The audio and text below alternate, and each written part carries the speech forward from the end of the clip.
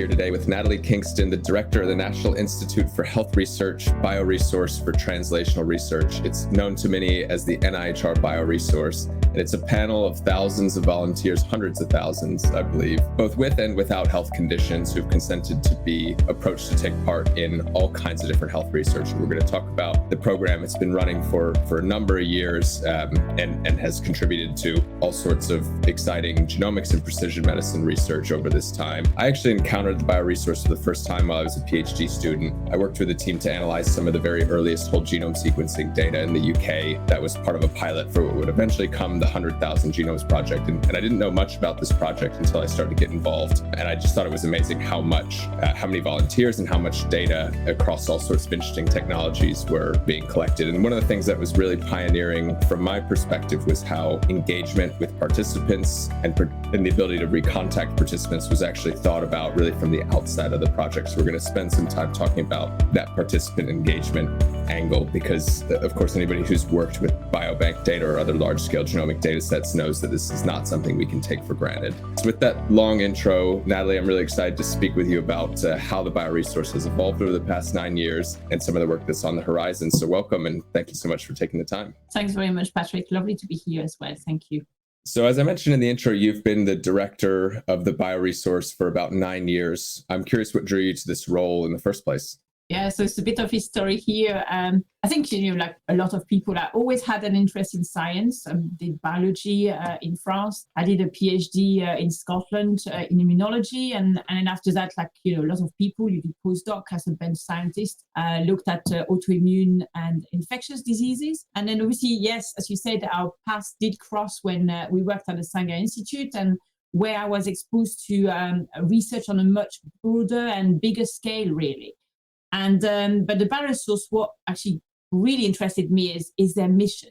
The potential impact that it has on everybody. Our strapline is bringing people together and leading research. But actually, the whole point of the BioResource is to help facilitating and speeding up research in experimental medicine or early phase clinical trial. So really contributing to better understanding between the link of between our genes, the environment, and disease, and to better understand specific conditions, contribute to the development of new diagnostic and the potential to develop new treatments as well. And I think all that actually sums up quite a bit what the BioResource can do for health research. And one of the key words there is the translational aspect, because unlike many bioresources, you all do a lot of work in early phase clinical trials and at that interface. I was curious, what was the BioResource like when you joined 9 years ago, and how has the scale and the scope and the kind of research you've done evolved over those last 9 years? I joined in February 13, and at that time, our founders, the NIHR, so National Institute for Health Research, has just announced that it wanted to support and establish a national infrastructure to facilitate health research and translation. So it all started in Cambridge back around 2005, 2006, when some researchers wanted some blood sample from volunteers. And they realized very soon that actually bleeding lab colleagues was no longer an option, really. So from one Cambridge BioResource center, it actually became a federation of 8 local centers in England. So that was created, and to get a better national reach, really, and obviously a better number of volunteers you could donate a sample. So the BioResource participant can be healthy, as you say, healthy members of the public, or patient with a common or rare disease, and everybody can really join and help. But since then, it actually has increased. The BioResource was refounded in 2017, and we have expanded now to 13 centers across England. So from Exeter to Newcastle, we are pretty much covering quite a bit of the region around here. So our participants, they consent, still the same system as back in the early days. They consent to the BioResource. They donate a biological sample, ideally blood, because we can do much more than a saliva sample. We can therefore get some genetic data, so it can be just high-density array to exome or whole genome sequencing. And then, of course, the criteria here as well for us was for their samples and their data to be stored safely and securely in our infrastructures as well. Our participants, they provide some self-declare information about their health or their lifestyle, so whether they actually smoke or have alcohol consumption as well. And they consent for the BioResource to access their health and medical records as well. So that's the unique twist about it for the BioResource, is that actually those volunteers can be contacted to participate in the future in studies and according to a specific genotype or phenotype. So we have various national programs now, and we recruit, as I say, members of the public. Loads of blood donors have joined the panel as well. And we've got patients in IBD, so inflammatory bowel disease, non-alcoholic fatty liver disease, mental health disorders, and obviously as well quite a lot of rare diseases. And more recently, obviously, we went into COVID-19 as well. So there's plenty of scope to do, and more recently and very recently, we launched a young people's BioResource. So the first phase is to recruit through schools, and for that we really want to give all pupils the opportunity to contribute in health research. So this is another aspect that we are developing right now. Well, I wonder if you could share across all those examples of your disease areas, and there will be dozens of projects and programs going on underneath each of those. What are a couple of the most exciting moments that you've had over the past 9 years where you've been leading and developing this resource? So it's difficult to pick up, I think, a couple of them, but I will say that actually they are the most rewarding, exciting, but most rewarding, definitely. So the BioResource has an history in recruiting families with a rare disease condition. So we've contributed to the pilot for the 100,000 Genome Project run by GELD or Genomic England. And one of those achievements or most rewarding moments for me is actually the what came out of the Next Generation Project. So this is a rare disease project that was led by Lucy Raymond and David Roich, two professors in Cambridge. And what they showed, those research team, is that you could actually do whole genome sequencing on very young patients in NICU or PICU, so a neonatal and pediatric intensive care unit. And that could contribute actually to the diagnostic, to the underlying condition of those children. So not for everybody, but actually a good percentage actually could be understood through a whole genome sequencing. And obviously the time is of the essence in general for rare disease patients in particular. The patient journey, as we call it, is more an odyssey and takes years. And if actually you have a very young child, your child being in NICU or PICU, you want to actually know what's wrong with your child very quickly.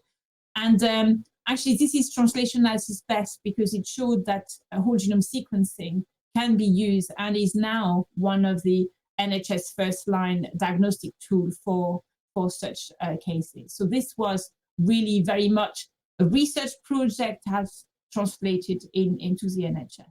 So that's for me is quite key, is seeing this from the start to the translation in the clinic. And it's gone really quickly. I remember even 3 or 4 years ago, these were just early proof of concepts, and there was almost, how quickly can we turn one of these whole genomes around, and can we do it in a week? Can we do it in 3 days? Can we do it in 2 days? And now, like you said, it's being rolled out across the NHS, right? So that's really fast in our world, where new drugs or diagnostics can take a decade sometimes. Exactly. And then the second example is again where time was of the essence, and when we actually went into the first lockdown due to COVID-19 and seeing actually what the BioResource could do. And so we adapted all our processes to ensure that actually we could contribute to the research effort during the pandemic. So we've established a BioResource COVID-19 cohort, and then from there we actually recruited members of the public as well as patients with various degrees of severity. So we had individuals who were completely asymptomatic, so walking about not aware that they had COVID, to patients who were admitted in a hospital but just needed to stay for only a few days, to obviously patients who had a much more severe infection and then required ITU stay as well. So from that, we recruited about 8,000 participants to the COVID-19 BioResource. We supported about 50 research projects already, and some of them have actually led to some very key finding and high impact publications as well. So we are really kind of proud of that, because it showed that we could change our processes and really contribute to the research at a time where actually we needed everything and anything thrown at COVID. So some of the highlights, for example, was studies from Ravi Gupta, who is professor from the University of Cambridge again, who showed that actually some individual, for example, in our aging population, as well as immunodeficient individual, didn't respond so well to the vaccine, for example. Right. So when the vaccine were rolled out, if you recall, we had quite a large gap between the first and the second dose, and because we were trying to have everybody, as many people as possible, to get the first dose.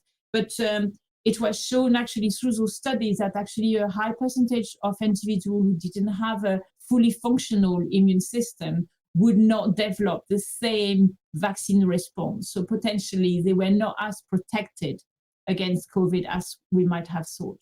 How do you manage what I imagine is a really large influx of ideas, requests, and research programs? Once you've built a bioresource of the scale that you all have, there's an endless list of scientific questions and ideas, I think, that smart scientists come up with. How do you balance that being the mission of the resource ultimately to enable these kind of discoveries with some of the real challenges around things like participant fatigue, and you can't ask participants to take part in an endless array of research opportunities. Plus there's the operational complexity of running, like you said, 50 research projects even within that cohort of participants. How do you balance those two aspects of Yes, it's quite challenging, actually. Luckily, almost, we had to drop out all our non-COVID work. So, all the effort were on focusing towards COVID. So at least it actually put on hold all the non-COVID work. So whether it's diabetes or cognition and mental health, etc. And that did allow us to actually focus more on those studies, because we felt that the urgent public health need was much greater there. We obviously look at the potential impact of a study, and then trying to actually gauge if actually that science, we're not reviewing at all a proposal. This is not our job.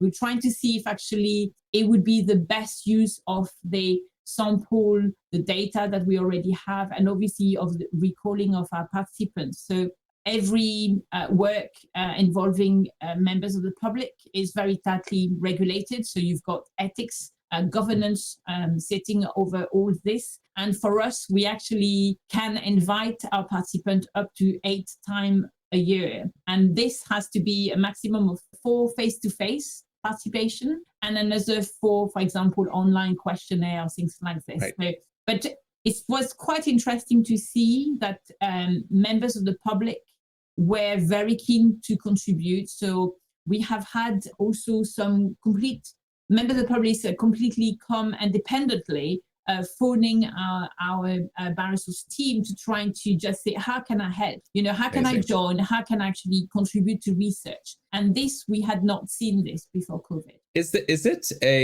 Because there is, it's discussed frequently how difficult it is to engage people in research for a variety of reasons. There may not be anything in the immediate term for you as a participant. There can be fear, concerns, all sorts of reasons not to participate. But I think you all are living proof that there's at least hundreds of thousands of volunteers in the country that are really engaged with it. I'm curious whether there are things you've learned over the last 9 years about how to make research and taking part in research resonate with people to seem like something that would really be worthwhile doing? Or are there people in the population that naturally kind of self-select and opt in, and as cohorts get larger to millions or tens of millions of people, we actually may have false hope from some of the smaller cohorts? Because as I hear about cohorts being announced in this country and around the world at the scale of millions to tens of millions of people, I wonder whether the lessons we've learned in in cohorts of the size of yours or the UK Biobank that are hundreds of thousands to 500,000 people, which of those things we can port over to this new level of scale. But what might be a false lesson learned, that as we get into the really 10% of the population being involved in research, we need to relearn potentially. I don't know if it actually scale up. It's a lot of work. So UK Biobank have 500,000 bioresources, just over 200,000 participants on our books. It's also because we do recall by genotype or phenotype, a lot of our participants actually have joined the bioresource and they have never been recalled themselves. So we probably have used their data, most likely as well their sample, but we never necessarily have recalled them actually for participating in a research study. So we are always battling with this and how to retain our participant. How do we remain engaged with them to ensure that actually they know that they have signed and they have not forgotten, and also to just show what their contribution, especially in terms of data and sample, have made and the impact that it has actually done for research. So this is quite challenging actually, and maybe cohorts who will have millions of participants can afford almost to lose some because of the large scale that they start with. But I think that engaging and retention of participants is very, very crucial. It's not a mean feast.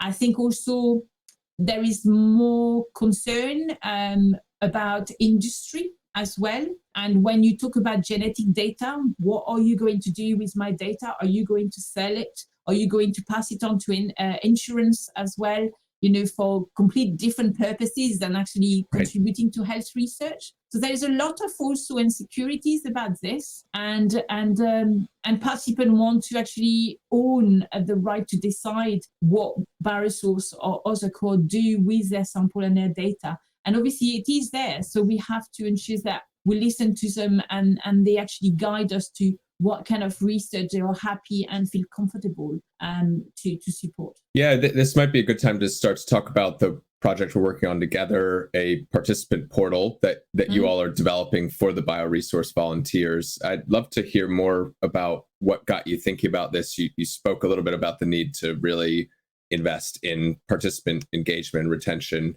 What got you thinking about developing a participant portal? And I know next month, looking at showing early versions of the platform to get early participant feedback. So it'd be great to hear more about the motivation behind that, what you've done up until this point to engage participants and what you're thinking about for the next 5-10 years. Yes, thank you. So I think, you know, so far we did some open days and then trying to be at a science festival and raise awareness of research. But that's actually to raise awareness more amongst any member of the public and not necessarily keeping our participants engaged. So we have some newsletters. Obviously, when we contact them to invite them, we show, you know, what kind of study they are out there that they could contribute. But obviously, you only invite to study for participants who are suitable for that study. So they only see a very narrow view of what the BioResource is doing. So we felt that actually to keep them engaged and also have much more interaction with them, we could have a platform, so that participant portal, whereby participants could come and then just look at the arrays of study and clinical trials that are there out there, even if they are not suitable themselves for that particular trial or study, and also to just trying to make them decide whether they are keen to or still happy to provide a blood sample. Maybe actually, you know, they had a bad experience or they have a vein puncture fail now, they do not want to do this. Or are they okay to contribute to industry-led studies, and just trying to seek out their preferences, really, trying to see what fits best for those participants. And maybe life is a bit too busy at the minute and they don't want to be harassed almost by getting an invite from the BioResource. They want to go on pause for 6 months, 9 months, a year. And that is kind of a something that they can also have and update their contact detail. Maybe they have been diagnosed with a new condition, or they have stopped smoking, and all that help us to actually determine their profile to invite them to future studies as well. So it was very much that kind of engagement we wanted from our participants. Yeah, and one of the things that I think about a lot is a lot has changed in the last 5 years, could be even longer than that GDPR has come into force. And there's also nothing to say that in the future there won't be different data privacy legislations, right? I worry sometimes that biobanks that have relied too much on very broad upfront consent, it's important to take that broad upfront consent because you don't want to be bothering people constantly to ask for everything. There's a balance here, but I also worry that if there's no clear link back to participants, then if the legislation changes, for example, and says you need to affirmatively reconsent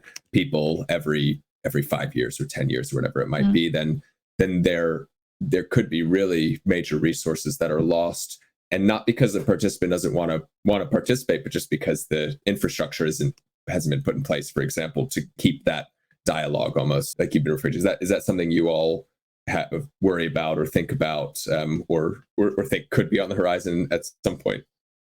Well, I think it could be. As you said, legislation always change, and it's very difficult to gauge what actually we will have to go through.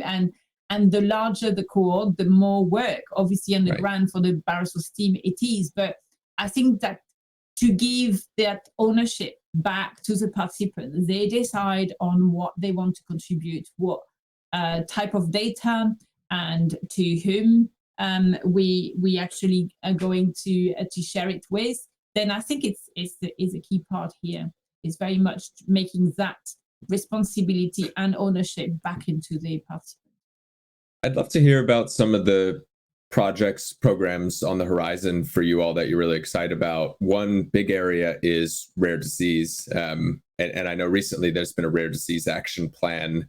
One of the things for listeners outside of the UK, this may surprise people, although I've talked about it a lot on the podcast. The UK is really very organized from a top-down level at setting strategic priorities, which growing up in the US, we've only done this. I've only seen this in a rare set of cases. But I wonder if you could talk a little bit about the kind of work you all are planning to do in rare diseases. In particular, I'm really interested in some of the work around the newborn screening that we discussed earlier. I know you're working closely with Genomics England and others on rolling out a program to test out newborn screening. What are some of the other examples in rare disease that you're excited about? So we've got about 60 rare diseases projects that are currently actively recruiting for the BioResource. So this is a very small number considering the thousands of rare diseases out there. But we actually focus on rare diseases recruitment where there is a research interest. So clinician or PIs coming to the BioResource asking if we could take on a new cohort for a new rare disease. But we are also now working more with charities and also patient groups. So last year we had a Ring 20 patient group that approached the BioResource, and they were very interested to actually start recruiting Ring 20 or just ring chromosome rare disease, because some of those are ultra rare, so you wouldn't get so many patients actually just even in the UK. So we are working more with them to try to get a ring chromosome cohort as well being set up.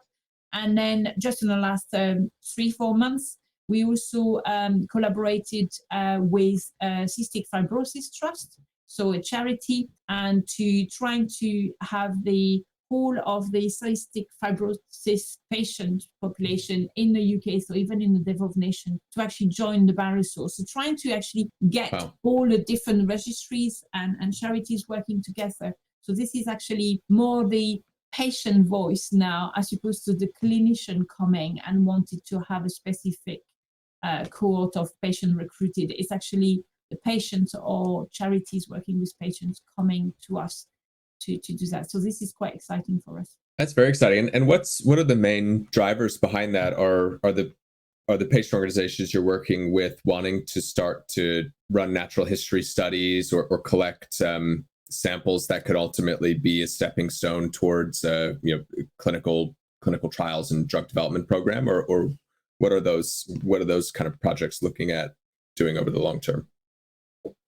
So as you say, so because we collect a sample and hopefully we get, especially for rare diseases, we're trying to have exome or whole genome sequencing on those individuals. So there is actually a good possibility to do more stratified, personalized treatment for some individual, because actually we have found that not every treatment will work for every patient with a set condition. So actually, especially for rare diseases, there is a good avenues to explore here. So this is why I think as well the link is being, more broader now with some charities and patient group, because they see the potential for potentially better understanding of their condition. Yeah, and I think it's so important to bring all these groups together. You've mentioned industry, patient groups, academic researchers. It's very hard to get everyone in the same room. And I think you all can start to play that role more and more of being that convening platform where everything comes together.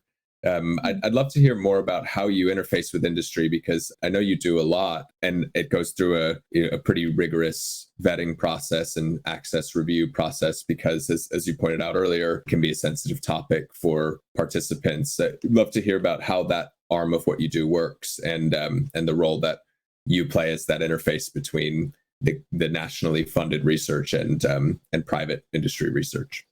Yes, so industry gets scrutinized as much, if not more, than other academic or clinician institution that approach the BioResource.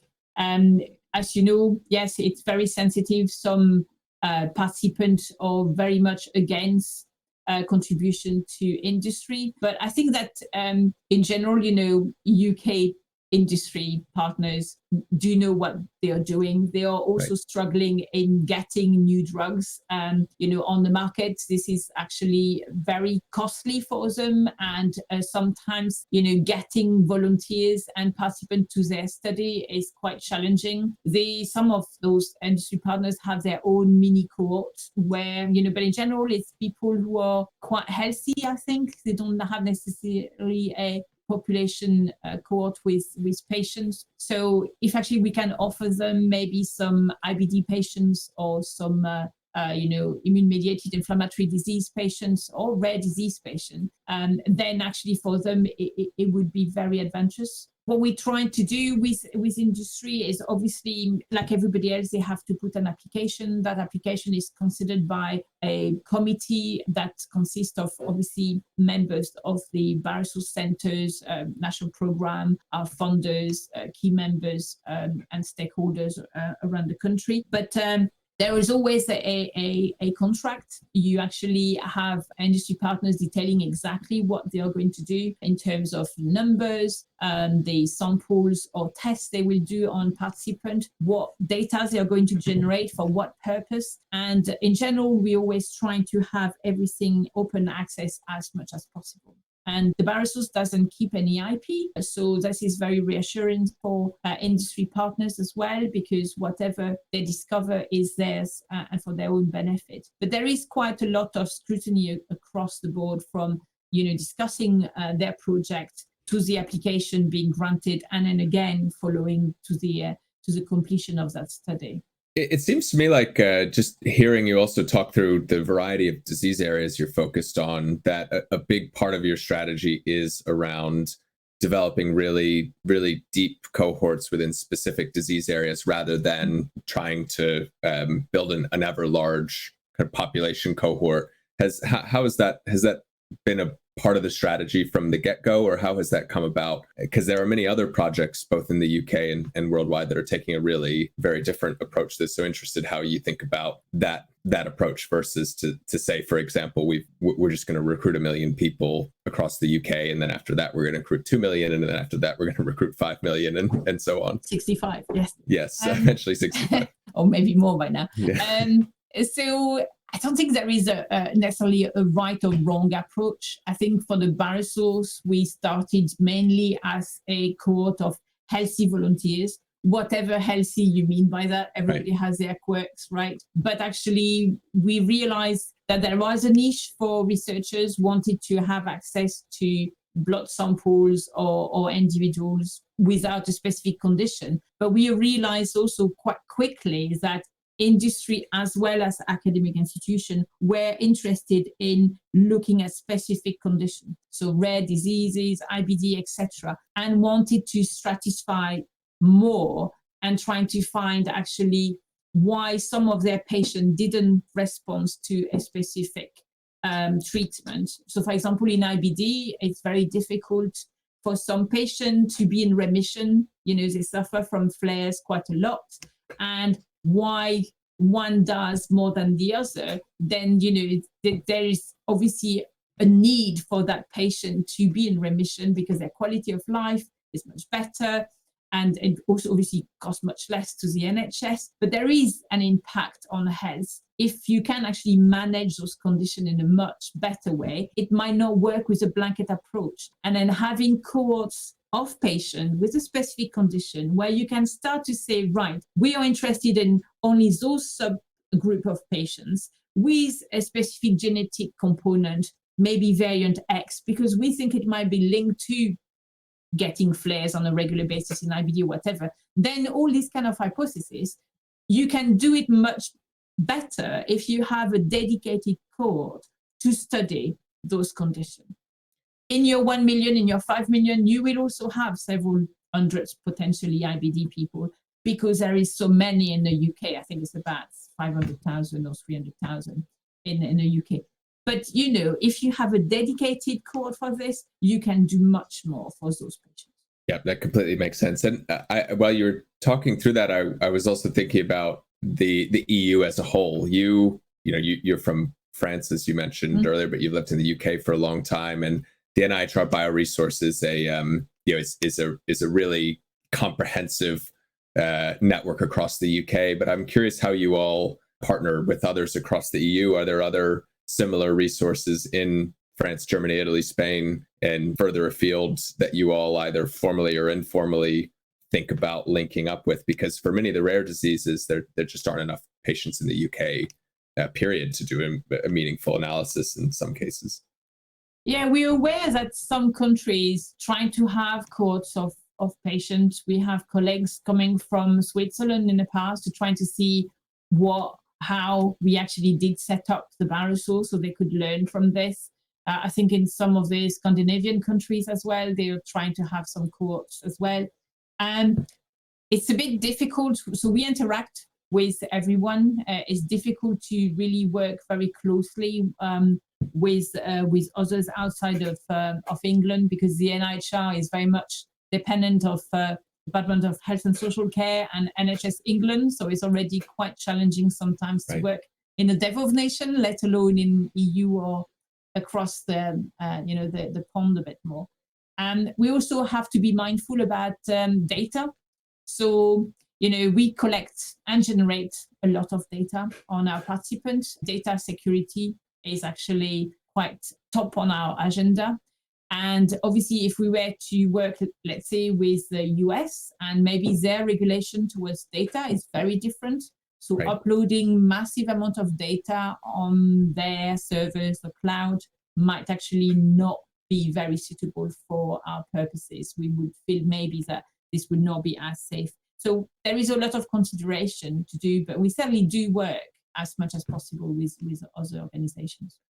Yeah, and I think you've still got so many people to reach in the UK, right? That there's a lot of work to be done here. This may be a bridge we cross in a few years' time, but I think the core data privacy, the coordinating challenges, the operating challenges seem like it would be very challenging. But I think this is an important role that some of the patient organizations can play in the rare and ultra rare diseases that we discussed, because they don't have to be confined by national borders, and so they can serve as that link in many ways between registries that are regional.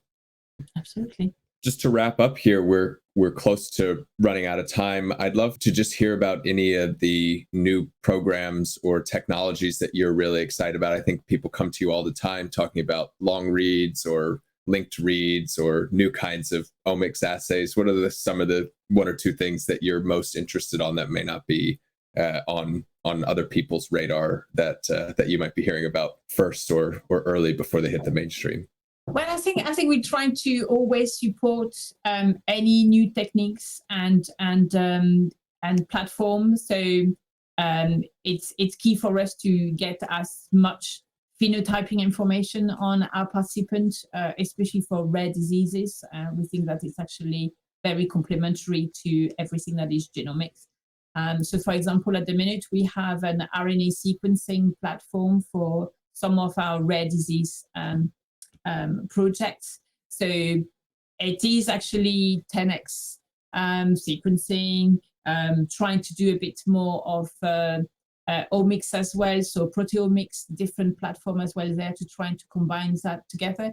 So, any researchers interested in developing new platform, and if they have an interest in, as I said, either some rare disease or common disease patient that we have, we would certainly consider any new project and trying to work with them on those, yes. How about sensors, wearable devices? When you mentioned phenotyping, for some reason, my brain went straight there. How are you thinking about those or getting requests for that kind of work? Yes, so we thought about this, actually, all those wearable, things. I don't know.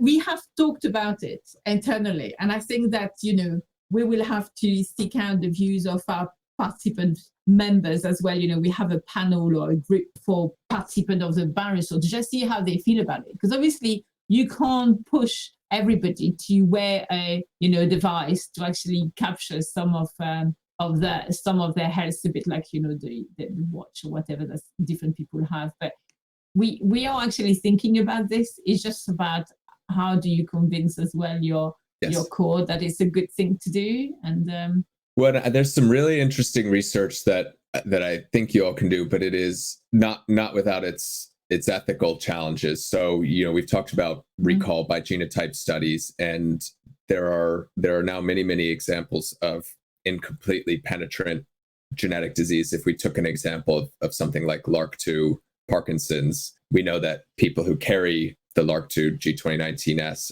a high fraction of them will go on to develop Parkinson's disease, but many will not. And I've got to imagine that equipping people who have and don't have that genetic variant with wearable devices for a long period of time could lend some really interesting results. And what do the movement changes look like in people who ultimately do go on to develop or not? But there's a layer of ethical challenge of recontacting people who may not know they have this genetic variant. The point you made about the asking people to wear these devices for a really long period of time. So I don't have the answer of how you'd actually run that study, but given all the work you've done, I think you're going to probably start to get, I'm sure you already do, requests like these and have to think through how do we ethically figure out if it's feasible or not. Well, yeah, absolutely. And even now we have actually some research project that actually, by the recall of specific individual, we have some work on ApoE, for example, so cognition, etc. And you just feel like, well, people have actually consented to the BioResource to contribute to health research, and it's not necessarily for knowing that they are more at risk of developing, cognition disease condition in the future. Same about, BRCA genes, I'm sure there are many women in our panel who carry the variant, but the same manner, that's not why they have joined the BioResource, to learn that they are a higher risk to develop, breast cancer, etc. So it's very difficult to know. Some people do want to know that they are higher risk because then they can change their life accordingly, and some people do not want to know, and that is a challenge as well, is to respect our participants' views on this. And when we have studies where you could actually learn about an outcome that may impact